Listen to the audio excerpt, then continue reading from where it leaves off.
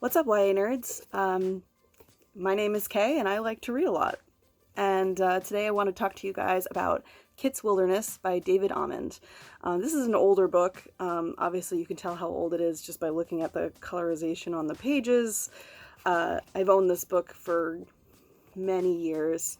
It actually was released May 20th in 1999, so it's over 20 years old. Congratulations, book. Actually, it's 21 years old. Wow, so this book can drink legally now. And it's 256 pages. You can tell it's not a very long read. And this is one of those books that, because it was released in 99, it could be YA, but it could be juvenile fiction. As I looked into this book for this review, I noticed a bunch of libraries had it in both sections or one or the other section.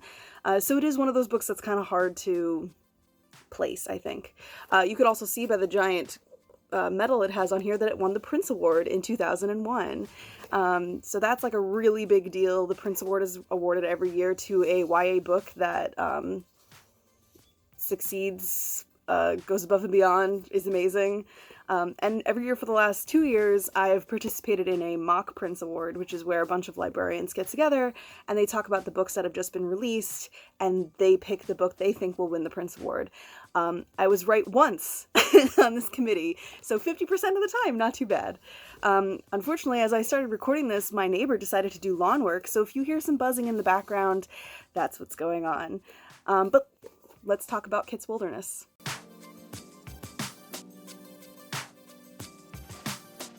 So this book's about a boy main character. His name is Kit Watson, and he and his family move to this town.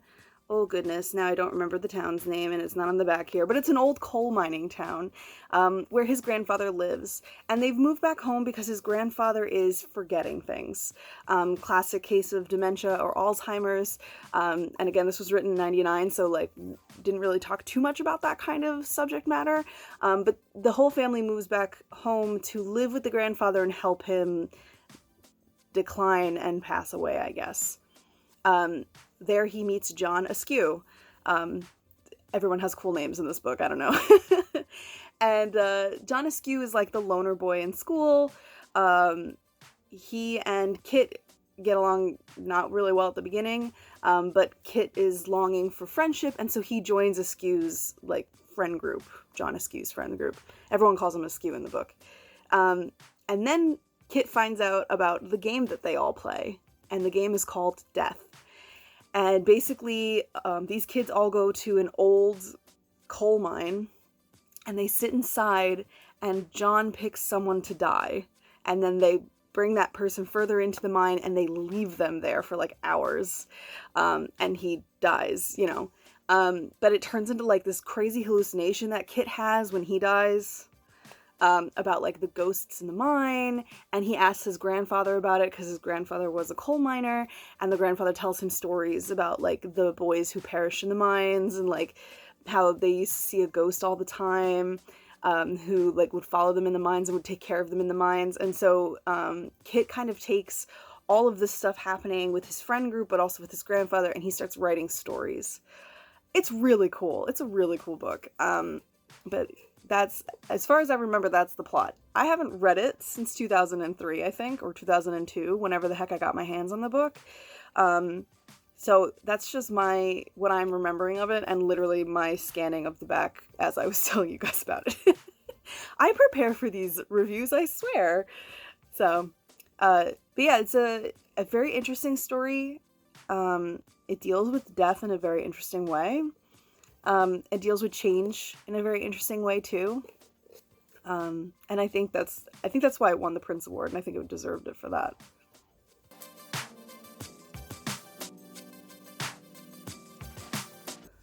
So, for the tropes of this book, there's not that many.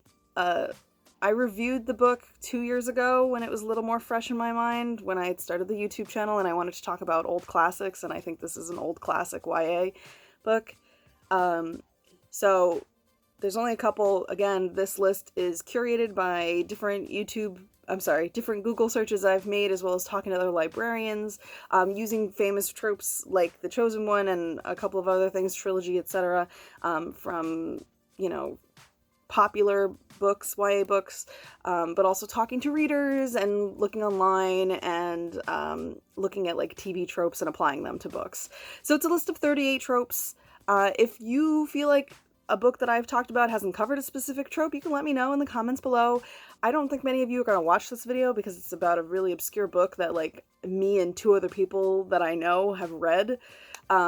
But if you've read it, or if I've inspired you to read it and you read it and then find out I've missed a trope, please let me know in the comments below, or you can even tweet at me. I'm at Kaye Reads a Lot. Or, however other way you're going to get in contact with me, those are really the only 2 ways. But for Kit's Wilderness, we have Beautiful First Lines, Clueless Adults, as always, No School, Only One Friend in the World, Wrecking Ball Endings, and Youths in Danger. Kind of want to explain all of these. I'm not going to explain all of them. As always, to figure out what I'm talking about when I list this random list of things, you can go into the description below and I will give you the definitions of all of the tropes that I'm using in this episode. Maybe eventually I'll do an episode about all the tropes. It just seems appropriate, but for now, this is what I have.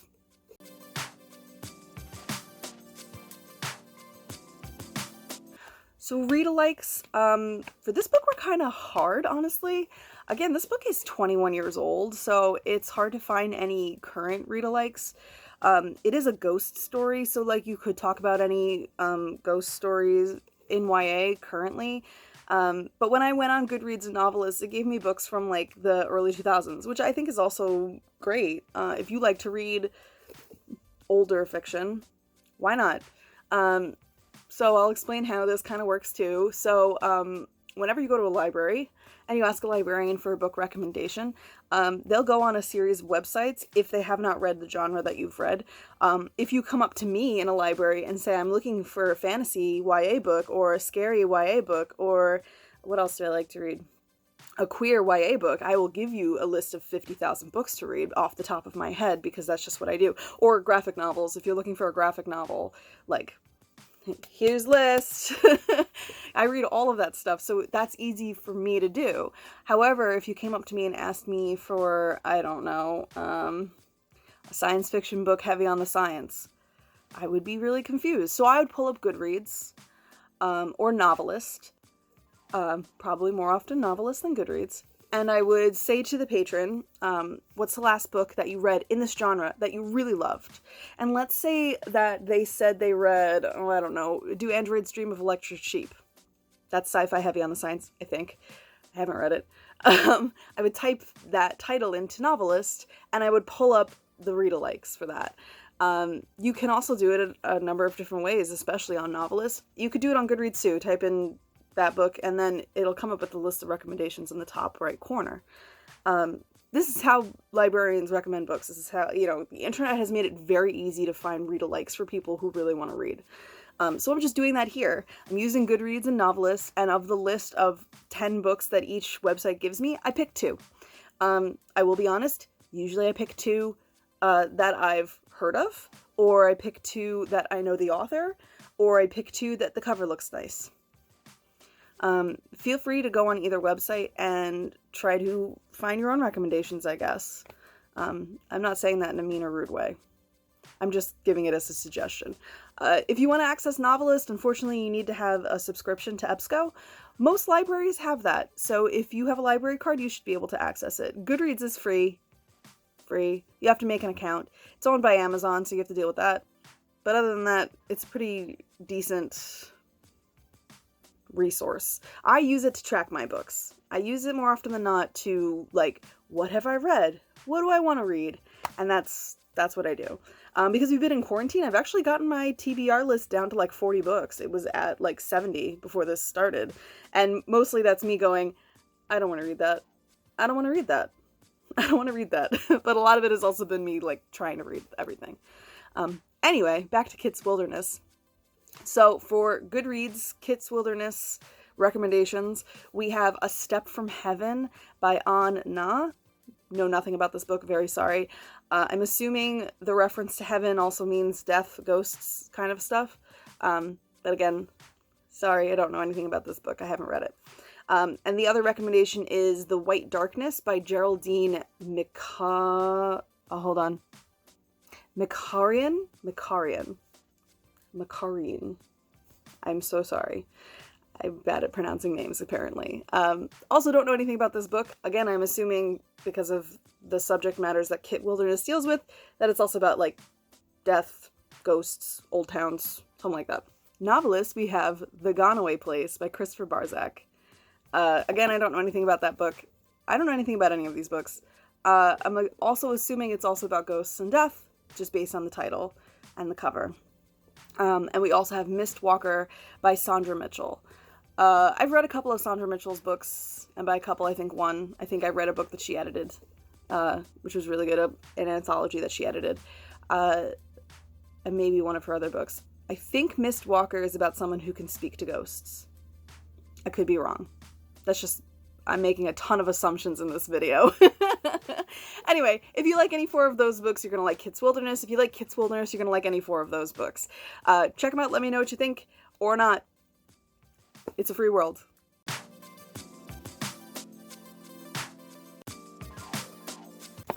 So again, I reviewed this book like 2 years ago before I made this video, and I haven't updated my review because I haven't read the book. I haven't read the book in a really long time. I think I've read this book maybe 3 times in total, and that was like before 2010, so it's over 10 years ago.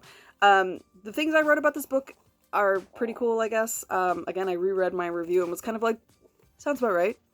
I gave it an 8 out of 10. I think that's appropriate. What I said about the book was that David Almond, the author, really knows how to weave a tale. He kind of like leads you through this very elaborate story that everything makes sense, and his writing style is very interesting. It's very like deep and emotional, but all of the characters are also really well done. So all of the characters feel like real people, which is a very, very important part of writing a story. You don't want to like write a story with a main character who you can't like associate anything with. Honestly, I might never read this book again. Not because I hate it. I loved this book. I'm not saying that. Obviously, I loved this book. I have kept this book for 20 years. It has made it through several weedings of my personal collection. I'm never going to get rid of this book. I mean, it has indentations in the spine of all the times I've read the book. And you could see, like, I spent $7 on this book. Like, I'm pretty sure I got it from a Scholastic school fair. I love this book. However, it deals with the death of a grandparent. It deals with a grandparent having dementia or Alzheimer's. I don't remember if it's ever said what the grandfather has. 2 years ago, we lost my grandmother. She was old. She was 92, but she had dementia. I just can't do it. I can't even watch movies like Coco. Grandparent has some kind of memory loss disease, dementia, Alzheimer's. I can't watch that movie. I watched it once before my grandmother passed away. I cannot ever watch it again. Ever. Or maybe it was after she passed away. It doesn't matter. So, I love this book. I don't think I could handle this book. It is a very emotional read. Again, I think it deserved the Prince Award for sure. I don't know who the runners-up were for this year. I have no clue. But just, like, the way the story is written, the subject matter that it deals with, and just, like, I don't know, the characterization of everybody. Even the town is kind of a character in this book. It's all really fascinating. Highly recommend it. Again, an 8 out of 10 is still a very high review, even though it's not a 10 out of 10, which I usually give all of my nostalgia books. I don't know why I took 2 points off for it. Maybe it does deserve a 10 out of 10. But anyway, that's just my opinion. Opinions aren't fact. And I guess that's all I have to say about Kit's Wilderness. I'm going to keep holding up books. It's so small. I hope you guys are all doing well in quarantine. And again, feel free to comment on a video or not. Some of the comments have been vanishing. I don't know what's going on. I'm assuming it's a YouTube thing and not a me thing. So You could also follow me on Twitter and follow me on Goodreads if you'd like to, and see what I'm reading next. But for now, that is all I have to say about this, and I hope you guys have a great day, week, month, year, and peace out, YA nerds.